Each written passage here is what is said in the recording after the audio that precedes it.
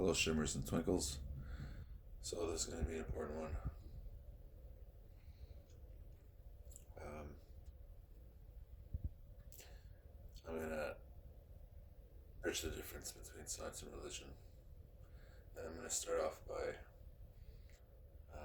showing gratitude to our archetypal parents, fire and water. So, fire is the great dissipator. It does everything to aim up.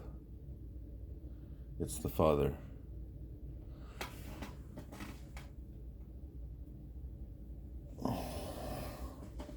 Unbelievable. I also think that it's the absence of um, inhibition. Anyways, and then water is the mother, and she's that which synergizes and pulls things together. Wherever you put water, life forms. And she does everything to aim down. Now, despite them being opposites, they've put their differences aside and in their relationship have created life. The two together have created all organic life, rooted life, and unrooted life.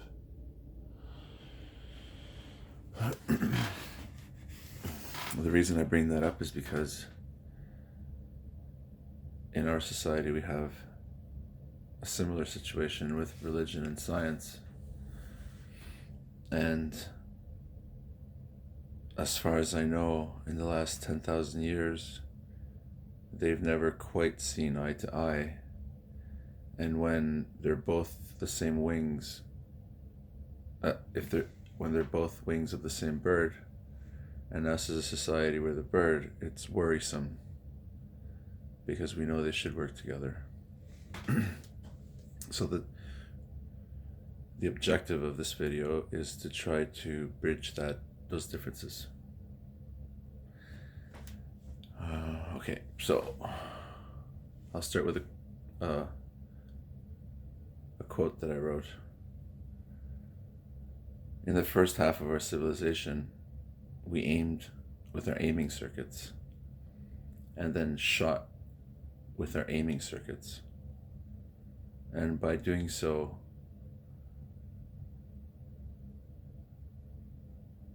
we had great wisdom, but nothing to show for it. We were still starving and freezing to death. And in the second half of our civilization, we were aiming with our shooting circuits, and then we were shooting with our shooting circuits. And so now we had nothing but evidence of our efforts, but there was no evidence of aim. We might as well have had, a minigun or a howitzer or an atomic bomb to go fishing with, So there was no wisdom. And basically we know that the first half of our civilization, or like way more than the first half of our civilization, we turned our backs to science and it was all about religion. And then the last part of our civilization, we've turned our backs on religion and we've embraced science. And what I'm trying to say is that because I believe, and it is my sense, that the human species as a civilization can be represented as a human being, and the eyes of that human being, the eyes that create the frame of reference, the aiming, should be artistic eyes or religious eyes. It should be the eyes that tell us what things signify. And the reason is because significance is what stories are made of. And because we're organisms, our existence is in story. So if we want to exist properly as organisms, we need to pay attention to story. And that creates our frame of reference. But now once the frame of reference is created, then we have to shoot. Once the aim is set, we need to shoot. We need to take action. We need to put the pieces together. I say put the pieces together because existence by its nature is dissipative. The universe is expanding and everything's falling apart. So because everything's falling apart and everything's dying and everything is dissipating, as organisms, we try to keep things together and we try to oppose dissipation and encourage synergy. So that's why I exchange the words shooting after aiming with putting the pieces together. And now, this is what science and rationality should be doing with this global human representation. Once the aim is set, then the rationals and the scientists come in, because they're the ones that are going to put the pieces together. They're the ones that can extract the finite from the infinite. They're the only ones that can extract the ray from the star. An artist can't do that. An artist can only see the star and see how the star relates to everything else.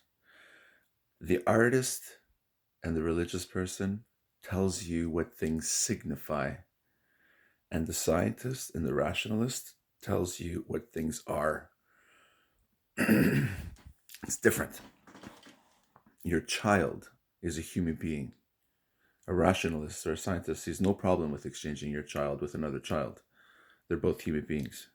They're both 4-layered bio-bodysuits. 4 or 5. Anyways, I mean, there's no difference. But, rationally, there's no difference.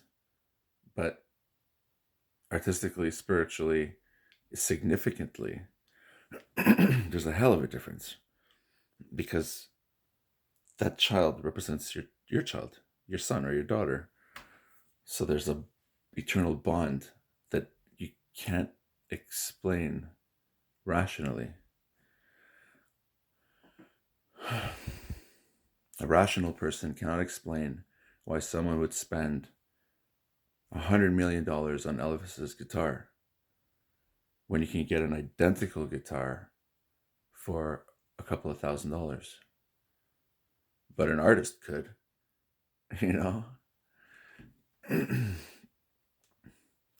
When artists try to create things, what they create is often vague and blurry. And sometimes you even question what you're looking at. And that's because artists don't try to represent what is. That's easy. Well, it's not easy, but frames are obvious. And that's the work of the scientist. He's trying to represent what it signifies. And basically, what does that thing kind of represent? Like, for example, how, fire represents passion, for example. But, how do you explain that? I mean, you know what I mean? But you know what it signifies. Or knowledge, or perfection. That's why you can't touch fire, because you'll get burned. Just like you can't touch perfection, or you'll die.